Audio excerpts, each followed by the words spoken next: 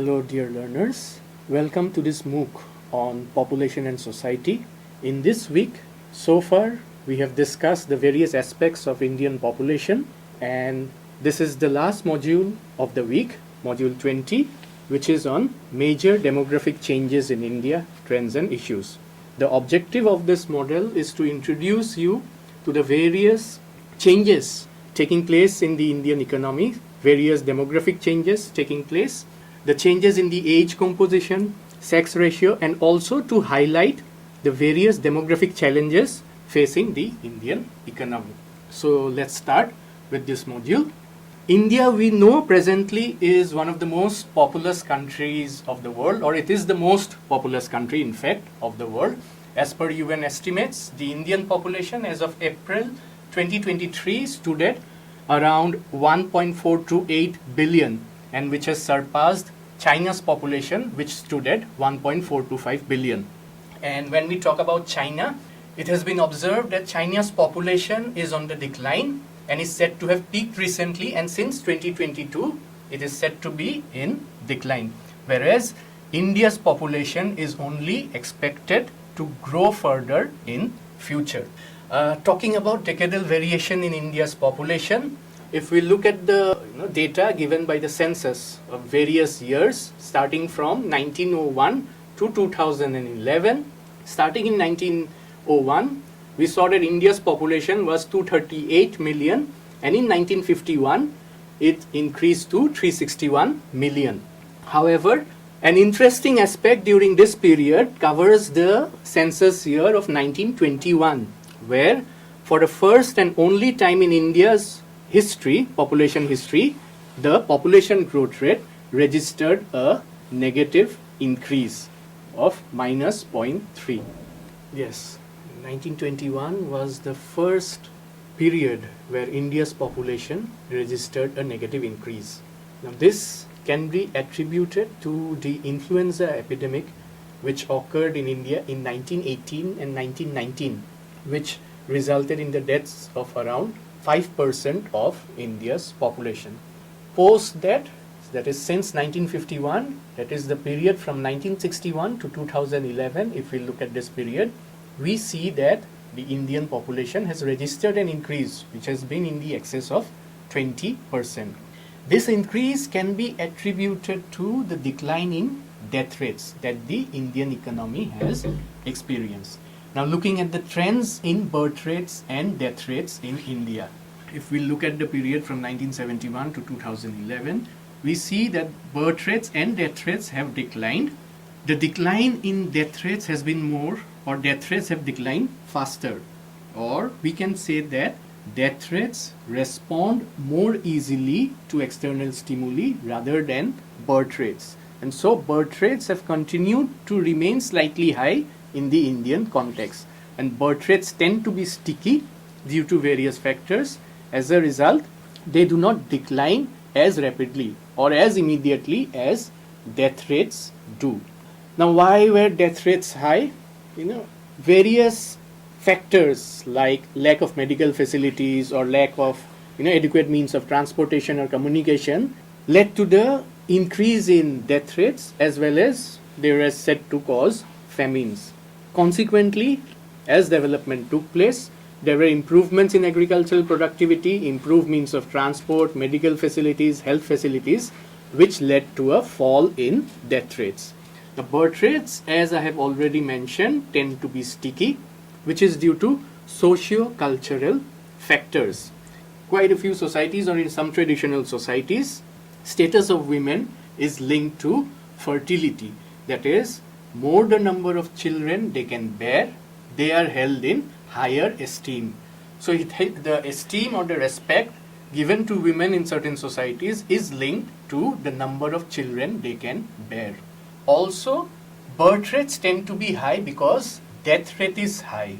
So the high birth rate is basically a response to high death rate. Now as again development takes place and as education spreads and awareness amongst the masses increases, birth rates also start declining. Now if we look at some of the trends in the infant mortality rate in India, that is deaths occurring among infants or deaths occurring amongst children who have not yet celebrated their first birthday. So here we see that there has been a steady decline when it comes to infant mortality rate. So starting from around 129. So in 1971, we see that the IMR was 129, and in 2019, the IMR was 30. So we have seen a steady decrease when it comes to the infant mortality rate in India. Now, why are we looking at the infant mortality rate? The infant mortality rate is said to be a most sensitive rate, and it responds almost immediately to external factors, or it responds almost immediately to external stimuli. If there has been a fall in the infant mortality rate, or if we see that the infant mortality rate has decreased, then we can say that this is an indicator of improvement in health facilities, or medical facilities have improved, and that improvement immediately gets reflected in a low IMR.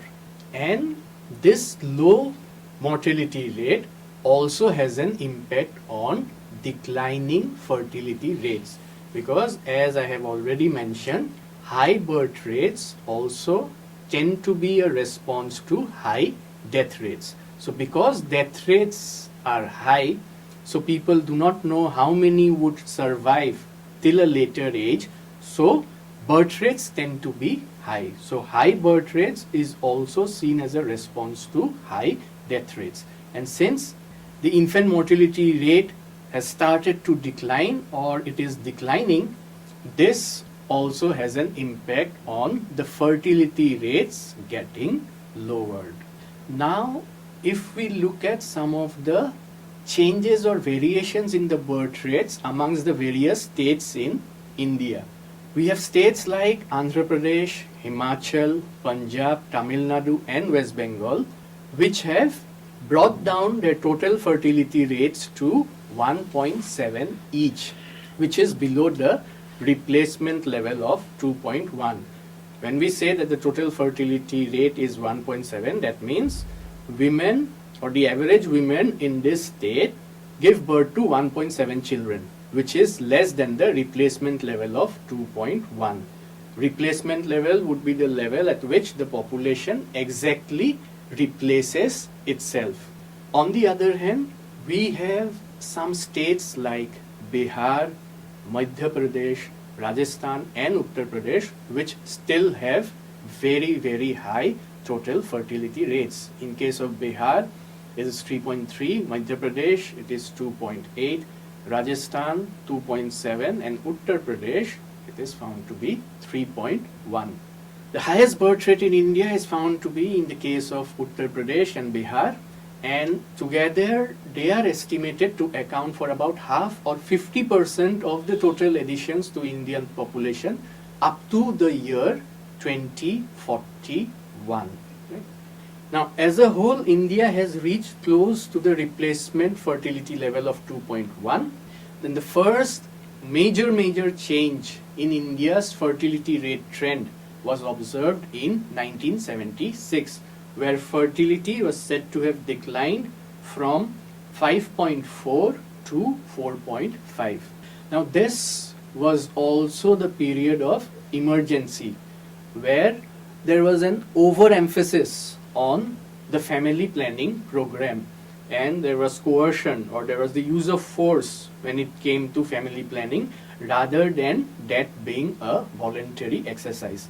And this particular aspect we shall also be discussing in the subsequent module or subsequent weeks, where we talk about population policies. So the first major change in India's fertility decline or fertility rate trend was observed in 1976, which was the period of emergency, and where there was an overemphasis on the family planning program.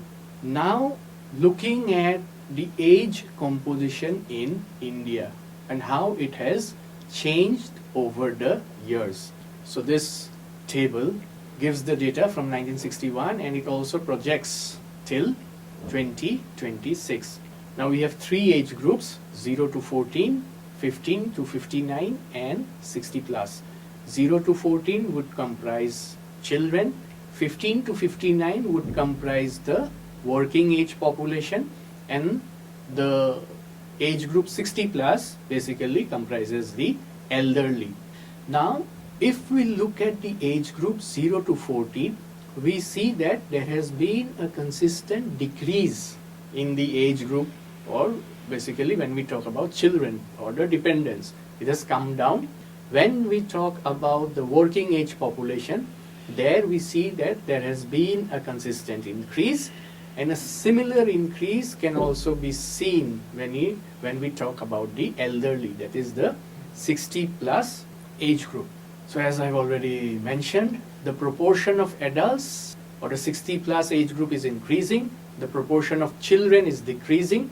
Percentage of the working age population has reached over 60% in 2011, and it is actually projected to peak in the year or by the year 2030, where it is estimated to touch around 65%. Now this particular age composition, where we have a larger proportion of the population being young, this is taken to be a demographic dividend, or it is taken to be a boon. It is characterized by a higher proportion of people in the working age group and a relatively less number of dependents. Whether we talk about children who will be in the age group 0 to 14, or whether we talk about the elderly who would comprise the age group of 60 plus.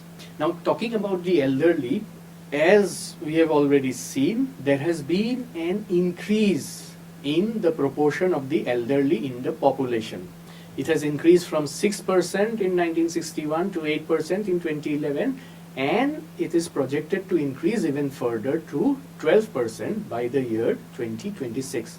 Now, what we have seen is during the course of development, there has been an increase in life expectancy.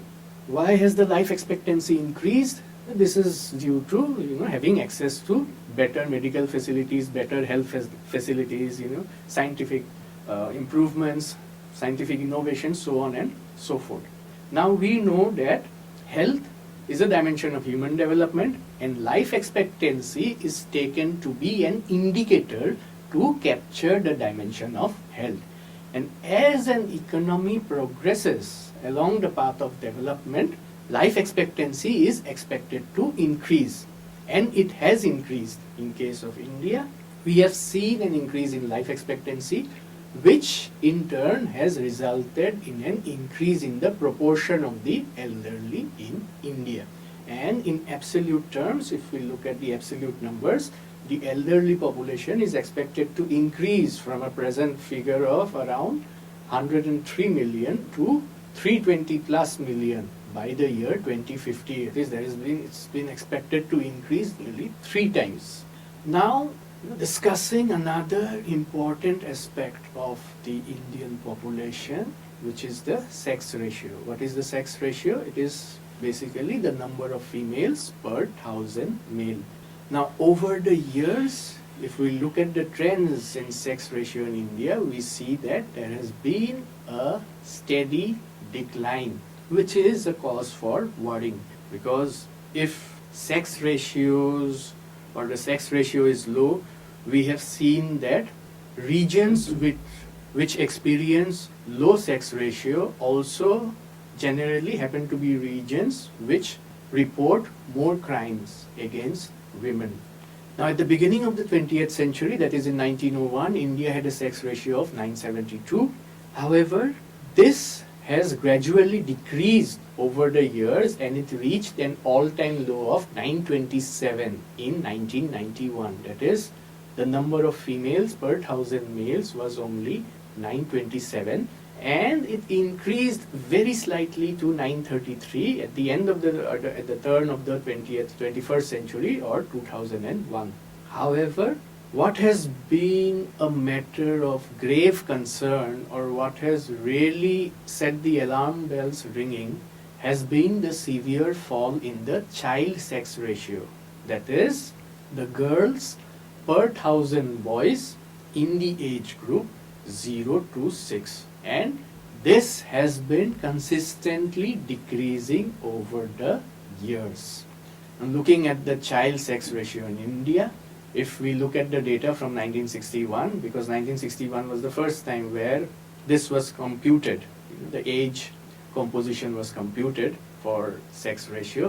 So 1961 it was 976, came down to 964, then 962, 945, 927, and finally in 2011 it was reported to be 919. So consistently over every 10-year period, there has only been a decrease or a decline in the sex ratio or the child sex ratio. No 10-year period has seen an increase in the child sex ratio since it has been computed. It was 976 in 1961, and in 2011, the time where the last census was conducted, it was estimated to be 919 or 919 in the age group 0 to 6. If we talk about the states in India, Haryana is found to be the worst state, where the child sex ratio is abysmally low. In fact, it is the only state where this child sex ratio is below 800. It is 793 in Haryana. States like Punjab, Jammu and Kashmir, Delhi, Chandigarh, Uttarakhand, Himachal also follow suit, similar low numbers.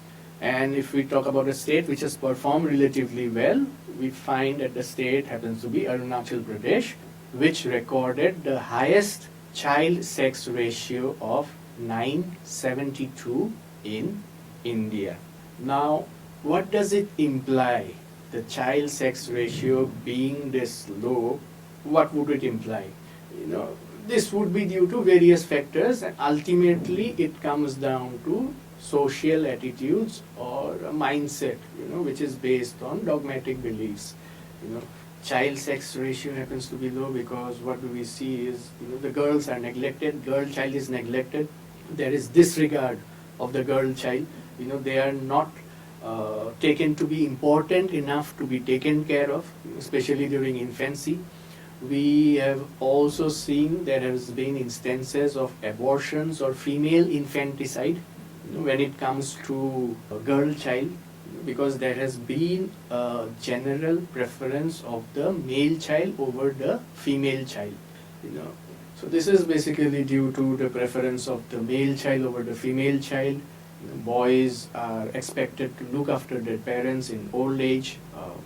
Boys are expected to be the breadwinners, and there has been a traditional belief that boys would be the one who would be taking care of everything, and girls would be lacking in that aspect. So there has been a traditional belief which has resulted in a low child sex ratio. Now, coming to the demographic challenges facing the Indian economy. Now, dear learners, we have already discussed that the Indian population is experiencing a demographic dividend or a boom. However, simply having a young population does not automatically translate into a dividend. There has to be certain measures in place which can help the economy realize this dividend.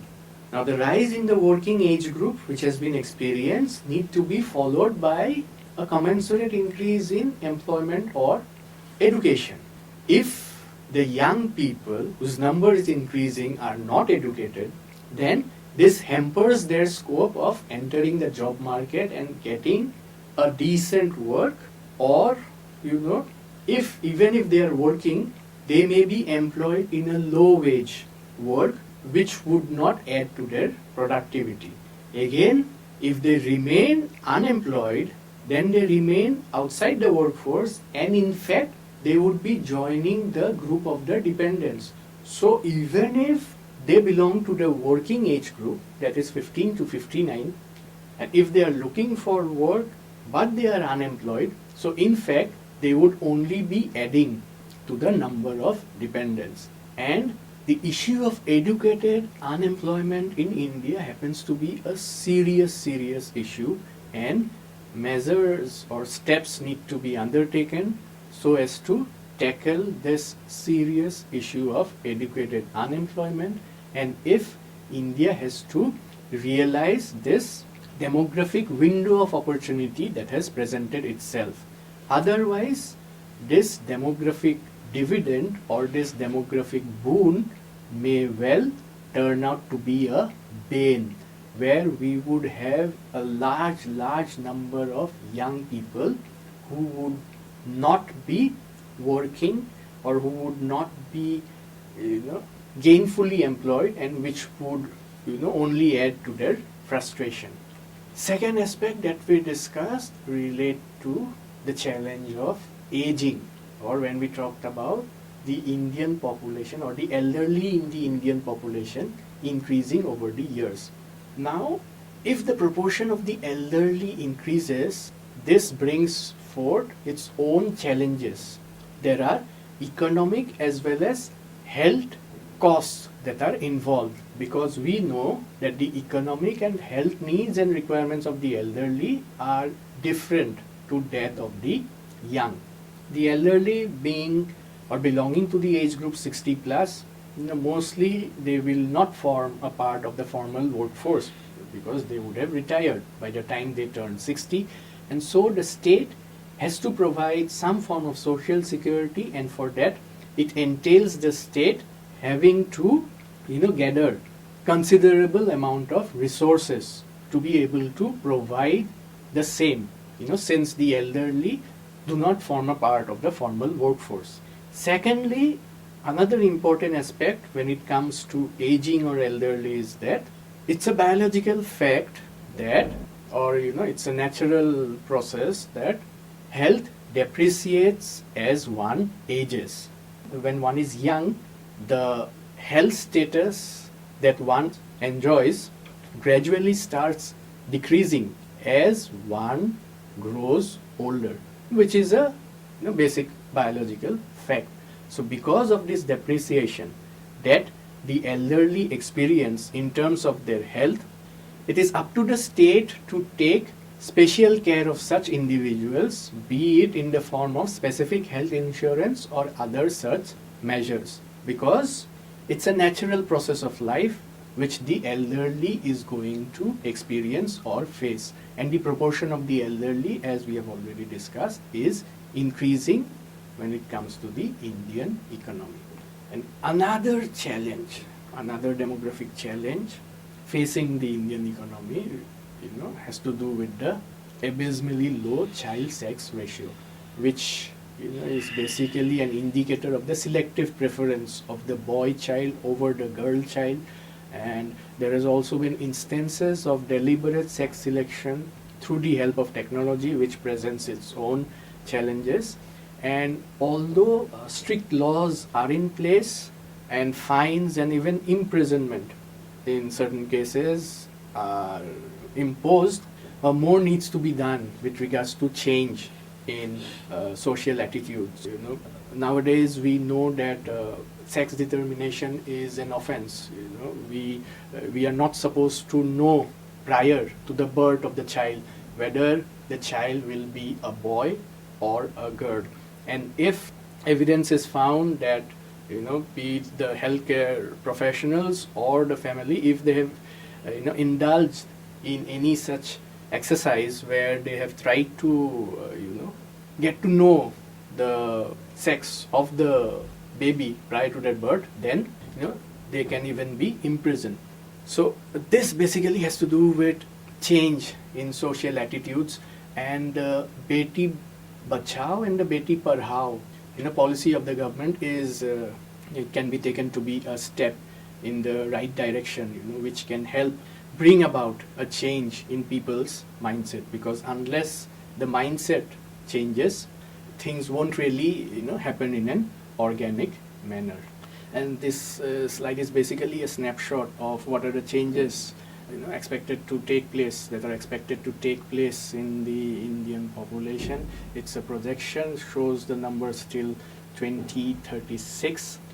What kind of change can we expect in case of the sex ratio or in case of the age composition. And yeah, this was a snapshot.